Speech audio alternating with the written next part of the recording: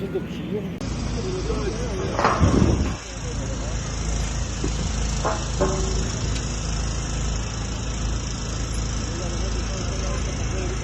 Sabah daha böyle yapalım.